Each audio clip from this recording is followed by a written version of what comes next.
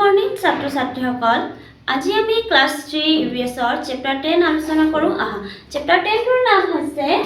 আকাশৰ কথা গাঁও পুৱাতে উঠি আকাশলৈ চালো ৰঙা এটা বল যেন বেলিটো দেখিলো এতিয়া কি বুলি কৈছে পুৱাতে উঠি আকাশলৈ চাইছিল হয় আকাশলৈ চাওঁতে কি দেখিলে ৰঙা এটা বল যেন বেলিটো দেখিলে হয় আমি ৰাতিপুৱা শুই উঠাৰ লগে লগে প্ৰথমত কি দেখো বেলি লাহে লাহে বেলি ককাল ওপৰলৈ যায় পোহৰ বেছি ৰদ বেছি গৰম লাগে ভাই এতিয়া কি বুলি কৈছে লাহে লাহে বেলিটো কলৈ যায় ওপৰলৈ যায় হয় না তেতিয়া কি হয় পোহৰো বেছি হয় আৰু গৰমো বেছি যে আমাৰ মানে কি হয় যেতিয়া দুপৰীয়া সময় হয় তেতিয়া বেলিটো অলপ বেলিৰ তাপ বেছি হয় হয় না তেতিয়া আমাক কি হয় গৰম তৰাবোৰ দেখিলো নিশাৰ আকাশত তিৰবিৰ কৰি থাকে জোনবাইৰ লগত এতিয়া কি বুলি কৈছে তৰাবোৰ ক'ত দেখিলে নিশাৰ আকাশত হয় না আৰু তৰাই কি কৰে তিৰবিৰ কৰি থাকে জোনবাইৰ লগত চোৱা ক্ৰিয়াকলাপ 1 ওপৰত দিয়া পদ্যটো পঢ়া আৰু ছবি কেইখনলৈ চাই দিন আৰু ৰাতি আকাশত কি কি দেখা পোৱা যায় তালিকাখনত লিখা এতিয়া দিনৰ আকাশত আমি কি কি দেখো সূৰ্য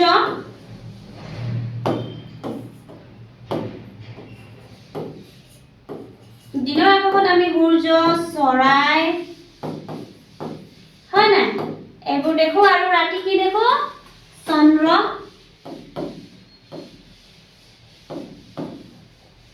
তৰা আদি দেখো হয় না তোমালোকে আৰু নিজেও লিখিব পাৰা তোমালোকে দিনৰ আকাশত কি কি দেখা আৰু ৰাতিৰ আকাশত কি কি দেখা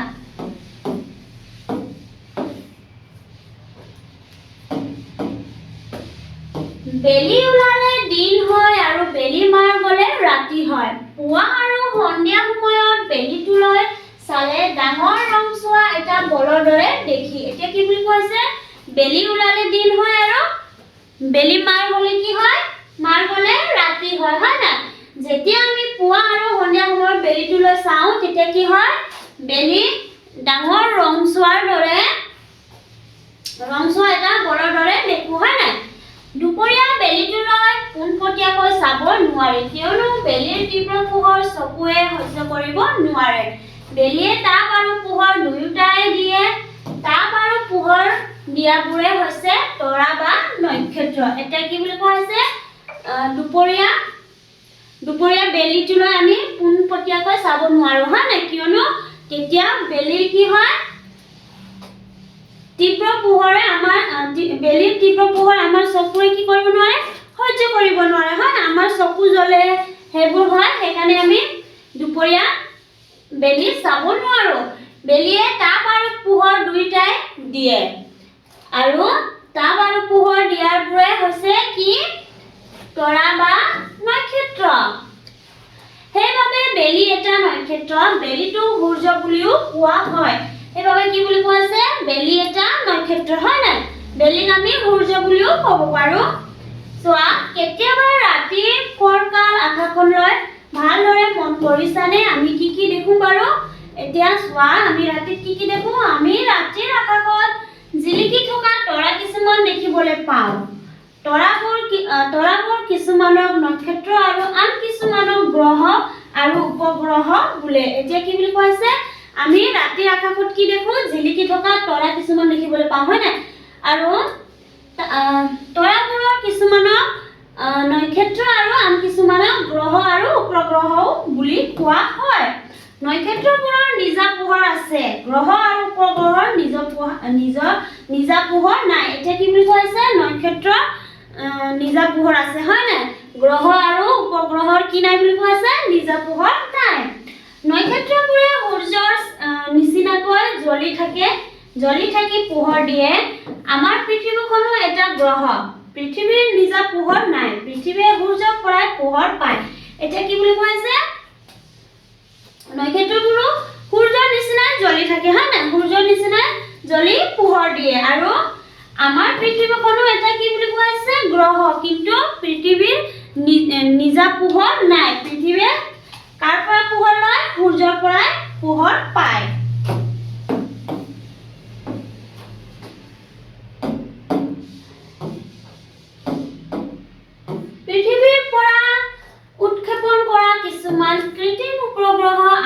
জিলিকি থকা দেখা যায়। চোৱা তৰাবোৰ আমাৰ পৰা বহুত দূৰত থকাৰ বাবে আমি সিহঁতক সৰু দেখো আৰু আমি তৰাবোৰ দিনত নেদেখো কাৰণ সূৰ্যৰ পোহৰ তৰাৰ পোহৰতকৈ বহুত বেছি তীব্ৰ। এতিয়া কি বুলি কৈছে আমি দিনত তৰা দেখিব নোৱাৰো হয় নাই কিয়নো তৰাৰ পোহৰতকৈ সূৰ্যৰ পোহৰ তীব্ৰ। আমি যেতিয়া দিনত আকাশলৈ চাওঁ তেতিয়া আমি তৰাবোৰ নেদেখো। যেতিয়া বেলি ডুবি যায় তাৰ পিছত কি হয় আমি আন্ধাৰত তৰাবোৰ দেখিবলৈ পাওঁ। চোৱা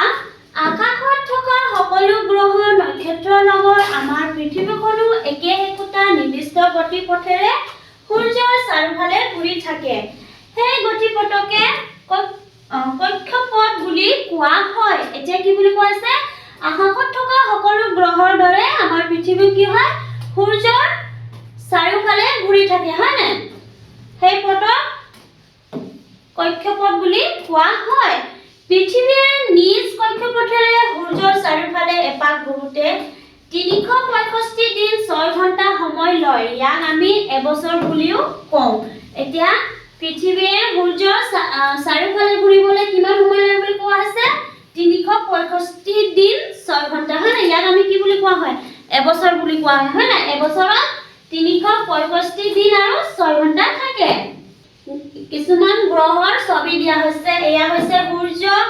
বুধ, পৃথিৱী, শুক্ৰ, মংগল, শনি, বৃহস্পতি, নেপচুন আৰু ইউৰেনাছ।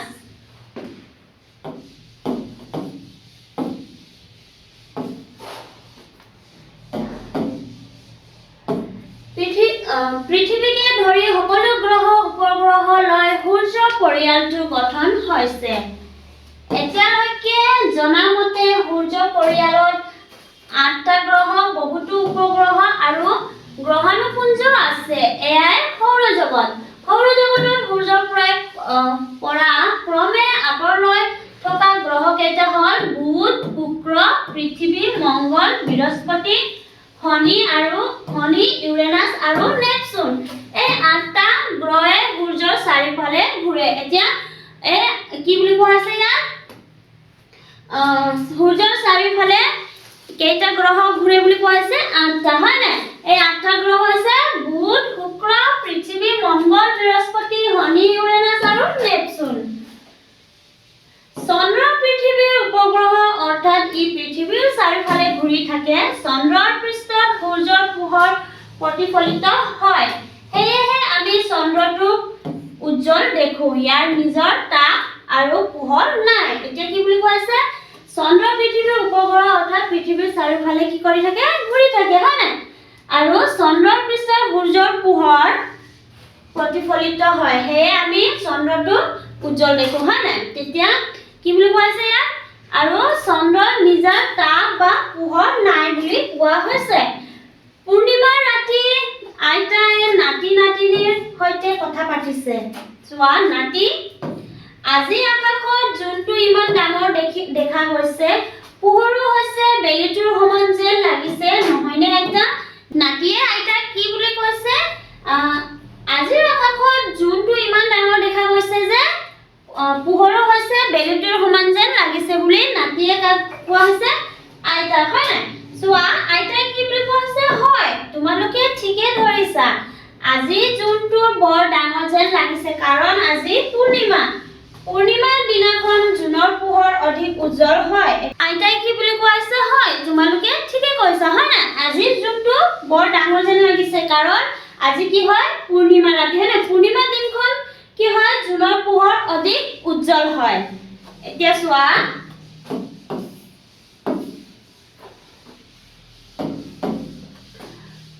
জোনটো বেলিৰ সমান ডাঙৰ যেন দেখিছা যদিও আচলতে ই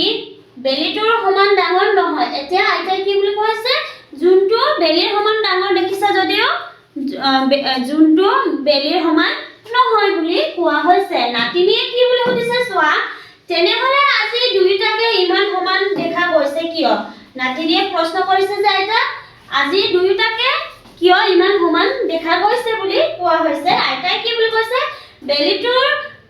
বেলিটো আমাৰ পৰা বহুত বেছি দূৰত আছে। তাৰ তুলনাত জোনটো ওচৰত থকাৰ বাবে যোনটো বেলিৰ সমান যেন দেখা গৈছে এতিয়া কি বুলি কোৱা হৈছে বেলিটো আমাৰ পৰা বহুত দূৰত হয় নাই কিন্তু জোন আমাৰ কি হয় বেলিটোৰ পৰা অলপ ওচৰ হয় সেইকাৰণে আমি দুয়োটাকে সমান দেখো কওঁ আহা ওপৰৰ ছবিত দিয়া কথাখিনিৰ পৰা কি বুজিছা এতিয়া আমি ওপৰৰ কথাখিনিৰ পৰা কি বুজি পাইছো যেতিয়া পূৰ্ণিমা ৰাতি হয় তেতিয়া আমি কি দেখো জোন আমি ডাঙৰ দেখো হয় নাই আৰু বেলিতকৈ জোন ওচৰত থকাৰ বাবে আৰু বেলি দূৰত থকাৰ বাবে আমি কি দেখো সমান দেখো হয় না দুয়োটাকে চোৱা পূৰ্ণিমাৰ দিনা চন্দ্ৰটো কেনেকুৱা দেখি পূৰ্ণিমাৰ নিশা চন্দ্ৰটো ঘূৰণীয়া আৰু বৰ উজ্জ্বল দেখা যায় এতিয়া পূৰ্ণিমা ৰাতিত চন্দ্ৰটো কেনেকুৱা দেখা যায় ঘূৰণীয়া আৰু বৰ উজ্জ্বল হয় না যেতিয়া আমি যেতিয়া পূৰ্ণিমা নাথাকে হয় না তেতিয়া আমি চন্দ্ৰটো গোল নেদেখো চন্দ্ৰ আধা দেখো বা অলপ দেখো যেতিয়া পূৰ্ণিমা ৰাতি হয় তেতিয়া আমি কি দেখো চন্দ্ৰটো গোল দেখো আকাশলৈ মন কৰি দেখিবা যে পূৰ্ণিমাৰ পিছদিনাৰ পৰা প্ৰতিদিনে চন্দ্ৰৰ আকাৰ লাহে লাহে সৰু হৈ গৈ থাকে এয়া চোৱা আকাশলৈ চালে আমি কি দেখো পূৰ্ণিমাৰ পিছদিনাখন প্ৰতিদিনে চন্দ্ৰটো কি হয় চন্দ্ৰৰ আকাৰটো সৰু সৰু হৈ গৈ থাকে হয় না ইয়াৰ উজ্জ্বলতাও ক্ৰমে কমি আহে 8 দিনৰ দিনা ইয়াক আধা যেন দেখি এইদৰে 15 দিনা ৰাতি চন্দ্ৰটো একেবাৰে নেদেখা হয় ঘুপ মৰা আন্ধাৰ হয় সেই দিনটোৱে হৈছে অমাৱস্যা বা আউসী এতিয়া কি বুলি কোৱা আছে 15 দিনৰ দিনা ৰাতি চন্দ্ৰটো কি হয় বুলি কোৱা হৈছে একেবাৰে নেদেখা হৈ যায় সেই ৰাতিত আমি কি বুলি কোৱা হয় অমাৱস্যা বা আউসী বুলি কোৱা হয় এয়া চোৱা অমাৱস্যাৰ পাছৰ পৰা প্ৰতিদিনে চন্দ্ৰটো দেখা পোৱা অংশৰ লগতে ইয়াৰ উজ্জ্বলতাও ক্ৰমে 14 দিনলৈ বাঢ়ি গৈ থাকে সেইদৰে ইয়াৰ আকাৰ ক্ৰমান্বয়ে বাঢ়ি গৈ 15 দিনৰ দিনা আকৌ আগৰ সমান হয় অৰ্থাৎ পূৰ্ণিমা হয় পূৰ্ণিমা আৰু অমাৱস্যা কেতিয়া হয় বুলি কোৱা আছে 15 দিনৰ মূৰে হয় না চোৱা ইয়াত ধুনীয়াকৈ দিয়া আছে পূৰ্ণিমা দিনাখন আমি চন্দ্ৰ সম্পূৰ্ণ দেখা পাওঁ তাৰ পিছত পিছদিনাখন অলপ কমি যায় কমি এনেকৈ গুচি যায় আকৌ 15 দিনৰ মূৰত যেতিয়া পূৰ্ণিমা আহে তেতিয়া সম্পূৰ্ণ দেখা পাওঁ চন্দ্ৰটো সদায় একে নেদেখে কিয় চোৱা পৃথিৱীয়ে নিজে সূৰ্যৰ চাৰিওফালে পশ্চিমৰ পৰা পূবলৈ ঘূৰি থাকে চন্দ্ৰটো পৃথিৱীৰ চাৰিওফালে ঘূৰে সেইদৰে ঘূৰি থাকোঁতে চন্দ্ৰৰ যি অংশ সূৰ্যৰ পোহৰ পৰে সেই অংশটোৱে আমি দেখা পাওঁ চন্দ্ৰটো পৃথিৱীৰ চাৰিওফালে ঘূৰি থকাৰ কাৰণে আমি ইয়াৰ আকাৰ সলনি হৈ থকা দেখা পাওঁ এতিয়া কি বুলি কোৱা আছে চন্দ্ৰটো পৃথিৱীৰ চাৰিওফালে ঘূৰি থাকে হয় না যেতিয়া চন্দ্ৰটো ঘূৰি থাকে তেতিয়া আমি চন্দ্ৰৰ আধা অংশকে দেখি পাওঁ হয় না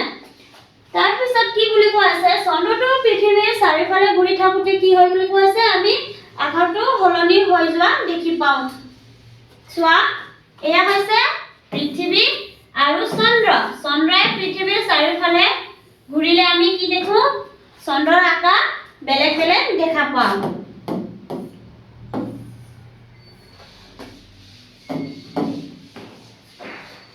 জানি লওঁ আহা প্ৰথমে দিয়া হৈছে চন্দ্ৰ পৃথিৱীৰ উপগ্ৰহ চন্দ্ৰৰ পৃষ্ঠৰ সূৰ্যৰ পোহৰ প্ৰতিফলিত হয় সেয়ে আমি চন্দ্ৰটোক উজ্জ্বল দেখো ইয়াৰ নিজৰ তাপ আৰু পোহৰ নাই এটা কি বুলি আছে চন্দ্ৰ পৃথিৱীৰ উপগ্ৰহ হয় না চন্দ্ৰৰ পৃষ্ঠৰ সূৰ্যৰ পোহৰ কি হয় বুলি কোৱা আছে প্ৰতিফলিত আৰু সেয়ে আমি ইয়াৰ বাবে আমি কি দেখো চন্দ্ৰৰ পোহৰ দেখি পাওঁ হয় না আৰু চন্দ্ৰৰ নিজৰ তাপ বা পোহৰ নাই বুলি কোৱা হৈছে 2 নম্বৰত দিয়া আছে 1969 চনৰ 20 জুলাই তাৰিখে নীল আৰ্মষ্ট্ৰং এডুইন এলড্ৰিন আৰু মাইকেল কলিন্স নামৰ বিজ্ঞানী তিনিগৰাকীয়ে প্ৰথমবাৰৰ বাবে চন্দ্ৰত ভৰি দিছিল এতিয়া 1969 চনৰ 20 জুলাই তাৰিখে তিনিগৰাকীয়ে কি কৰিছে প্ৰথমবাৰৰ বাবে চন্দ্ৰত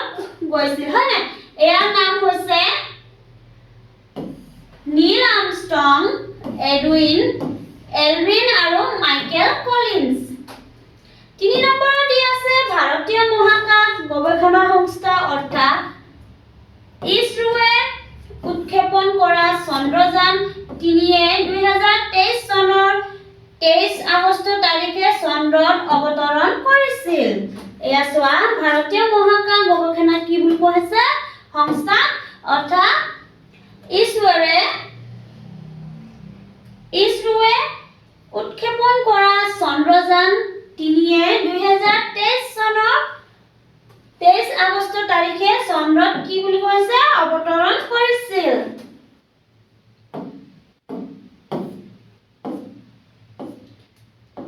এয়া চোৱা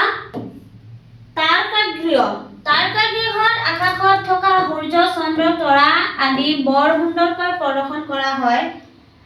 অসমৰ গুৱাহাটী, যোৰহাট, কোকৰাঝাৰ, নলবাৰী আৰু লখিমপুৰতো এনেধৰণৰ তাৰকাগৃহ আছে। এতিয়া কি বুলি কোৱা হৈছে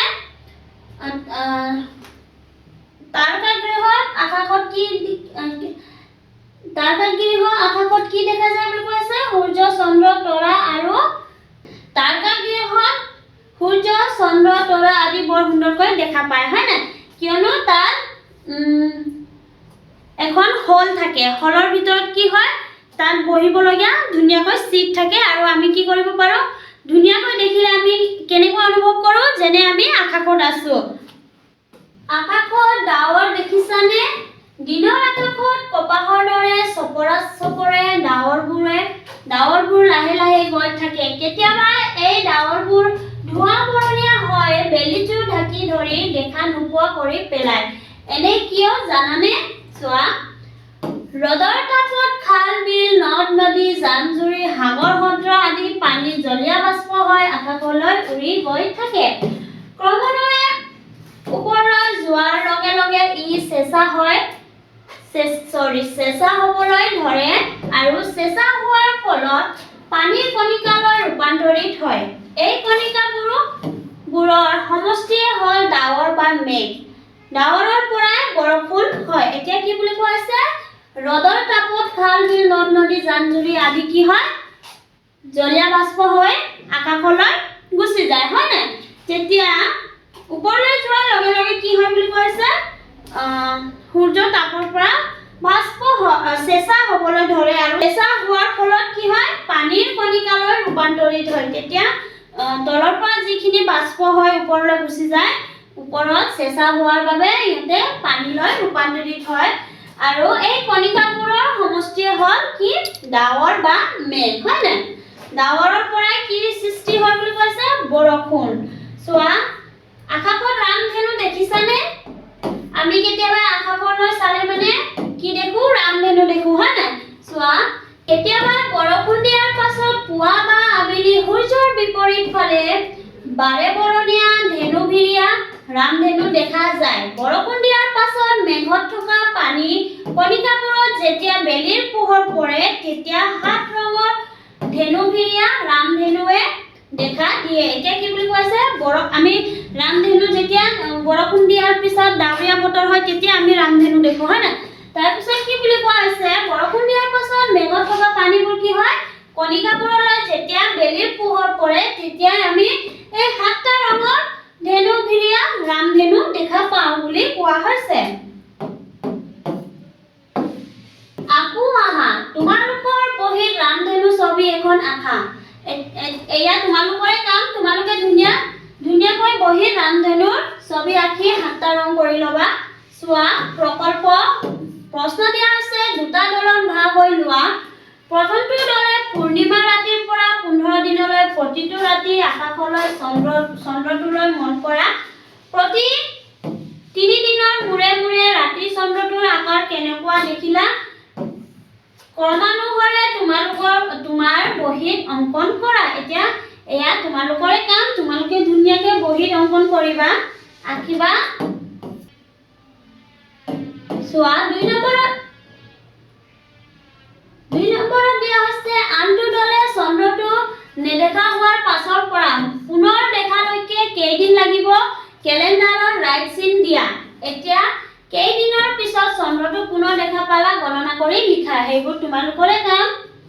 চোৱা দলীয় কাৰ্য প্ৰথমে দিয়া আছে এখন কাৰ্বন কাগজত তৰাবোৰ আৰু চন্দ্ৰটো আঁকি সেই অঁকা অংকবোৰ কাটি পেলোৱা এতিয়া ইয়াত কি বুলি কোৱা আছে এখন কাৰ্বন কাগজত তৰাবোৰ আৰু চন্দ্ৰবোৰ আঁকি সেই আঁকা অংকবোৰ কি কৰিব কোৱা আছে ধুনীয়াকৈ কাটিবলৈ কোৱা হৈছে 2 নম্বৰত দিয়া আছে এতিয়া এই কাৰ্বন কাগজখন এখন বগা কাগজত আঠা দি লগাই লোৱা আৰু যিখিনি চন্দ্ৰ বা তৰাৰ ছবি আঁকিছে সেইখিনি কি বুলি কোৱা আছে এখন বগা কাগজত আঠা দি লগাবলৈ কোৱা হৈছে 3 নম্বৰত চোৱা এতিয়া ডাঠ কাগজৰ বাকচ এটা লৈ তাৰ খোলা মুখখনত কাগজৰ আঠা দি লগোৱা 4ৰ্থ দিয়া আছে বাকচৰ তলফালে টৰ্চ লাইট এটা সুমুৱাই দিব পৰাকৈ এটা ফুটা ৰাখা আৰু 5 নম্বৰ দিয়া আছে টৰ্চ লাইটটো জ্বলাই বাকচৰ তলফালে দি ভৰাই লৈ কাগজৰ আকাখন ভালদৰে চোৱা সেইবোৰ তোমালোকে ঘৰত চেষ্টা কৰিব পাৰিবা চোৱা ইয়াত প্ৰশ্ন দিয়া আছে চিন্তা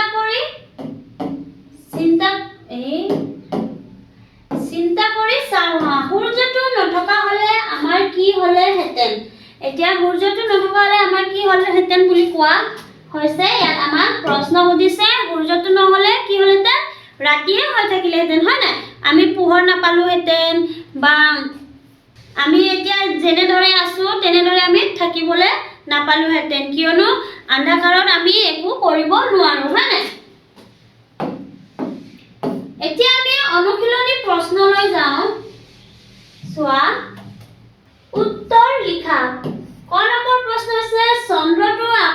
আকাৰ সলনি হৈ থকাৰ কাৰণ কি উত্তৰত আমি লিখিম যে চন্দ্ৰটোৰ আকাৰ সলনি হৈ থকাৰ কাৰণ হ'ল চন্দ্ৰটো পৃথিৱীৰ চাৰিওফালে ঘূৰি থকা কাৰণেহে আমি ইয়াৰ আকাৰ সলনি হৈ থকা দেখা পাওঁ খ নম্বৰ প্ৰশ্ন আছে ৰামধেনুৰ ৰং কেইটা আৰু কি কি উত্তৰত আমি লিখিম যে ৰামধনুৰ ৰং 7টা আৰু সেইবোৰ ৰং হ'ল ৰঙা নীলা ঘন নীলা সেউজীয়া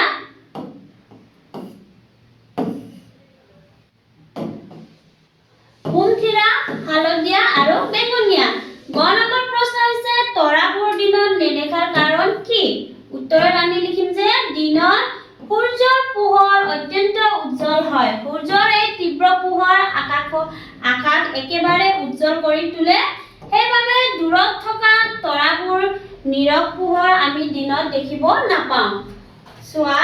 2 নম্বৰ প্ৰশ্ন শুদ্ধ উত্তৰটো বাছি ৰাইট চিন দিয়া এতিয়া চোৱা ক নম্বৰ প্ৰশ্ন হৈছে পৃথিৱীৰ আটাইতকৈ ওচৰত চন্দ্ৰ সূৰ্য তৰাবোৰ আছে পৃথিৱীৰ আটাইতকৈ ওচৰত কি আছে বুলি কোৱা আছে চন্দ্ৰ হয় না চন্দ্ৰ আমি কি কৰো ৰাইট চিন দিওঁ খ নম্বৰ প্ৰশ্ন হৈছে পূৰ্ণিমাৰ পৰা অমাৱস্যালৈ 10-15 দিন সময় লাগে কিমান সময় লাগে 15 দিন গ নম্বৰ প্ৰশ্ন হৈছে ৰামধেনুৰ ৰং মুঠতে 5টা নে 7টা ৰামধেনুৰ ৰং মুঠতে 7টা 3 নম্বৰ প্ৰশ্ন হৈছে খালি ঠাই পূৰ কৰা ক নম্বৰ সূৰ্যৰ নিজা তাপ আৰু কি আছে বুলি কৈছে সূৰ্যৰ নিজা তাপ আৰু পোহৰ আছে ক নম্বৰ প্ৰশ্ন হৈছে তৰাবোৰ আমাৰ পৰা বহুত দূৰত থকাৰ কাৰণে সৰু যেন দেখি গ নম্বৰ প্ৰশ্ন হৈছে চন্দ্ৰৰ নিজা তাপ আৰু পোহৰ নাই 4 নম্বৰ প্ৰশ্ন হৈছে দুপৰীয়া বেলিটোলৈ আমি কিয় পোনপটীয়াকৈ চাব নোৱাৰো চোৱা উত্তৰত আমি লিখিম যে দুপৰীয়া বেলিত সূৰ্যৰ পোহৰ অত্যন্ত তীব্ৰ আৰু উজ্জ্বল হয় এই তীব্ৰ পোহৰ চকুৱে সহ্য কৰিব নোৱাৰে চকুত ক্ষতি কৰিব পাৰে সেই কাৰণে দুপৰীয়া বেলিটোলৈ পোনপটীয়াকৈ চাব নোৱাৰো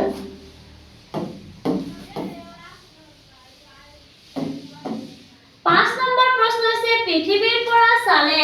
সূৰ্য আৰু চন্দ্ৰ কেতিয়া একে আকাৰ যেন কিয় লাগে এতিয়া চোৱা উত্তৰত আমি লিখিম যে সূৰ্যটো চন্দ্ৰতকৈ বহু গুণ ডাঙৰ কিন্তু